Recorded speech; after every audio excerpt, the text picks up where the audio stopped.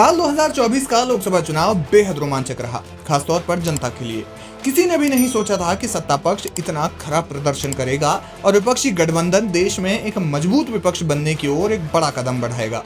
इसके साथ ही देश में कई ऐसी हॉट सीट्स भी थी जिन पर बड़े बड़े नेता भी हार गए।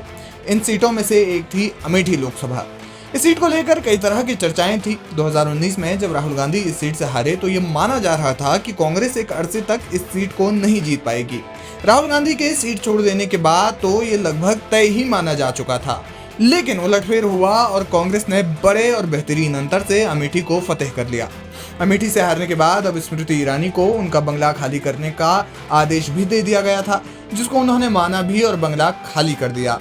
इसके बाद ये सवाल उठने लगे थे कि स्मृति ईरानी अब कहाँ जाएंगी, क्या वे दिल्ली में ही रहेंगी या जिस सीट से वे चुनाव लड़े यानी कि अमेठी, वे वापस जाएंगी और वहाँ रहेंगी, क्योंकि स्मृति ने अमेठी में भी एक घर बनवाया था। अब बंगले को लेकर स्मृति ईरानी ने पहले भी कई बार बयान दिया था। जब राहुल गांधी की सांसदी एक समय खतरे में थी और उन्हें बंगला खाली करने का आदेश दे दिया गया था, इस पर स्मृति ईरानी ने राहुल गांधी पर खूब निशाना साधा था और टैक्स पेयर के पैसे वाली बात तक कह दी थी।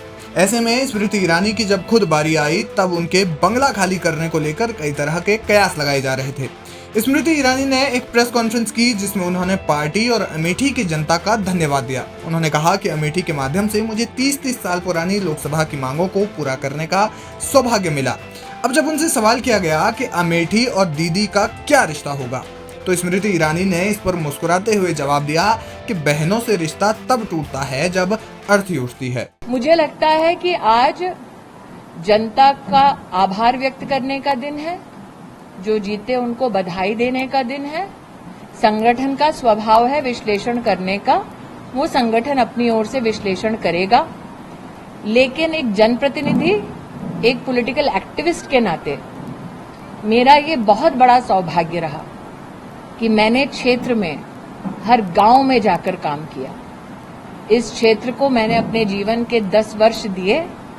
हार या जीत के बावजूद लोगों से मैं जुड़ी और ये मेरे जीवन का सबसे बड़ा सौभाग्य है। दीदी अमेठी और दीदी के रिश्ते का भविष्य क्या होगा? बहनों से भविष्य पूछते हो? बहनों से रिश्ता तब टूटता है जब अर्थी उठती है बहन। उनके इस बयान से साफ है कि वे अमेठी में ही रहकर आगे के लिए काम कर सकती हैं। इस बयान के बाद ये माना जा रहा है कि स्मृति ईरानी अमेठी वापस जा सकती हैं और अब वहीं रह सकती हैं।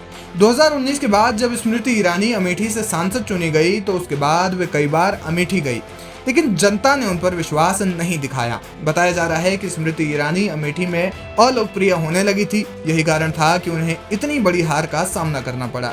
शहरी विकास मंत्रालय ने स्मृति को बंगला खाली करने के आदेश दिए। इसके बाद उनकी नेम प्लेट भी हटाई जा चुकी है। अब उनका अगला कदम क्या होगा, ये देखना दिलचस्प होगा।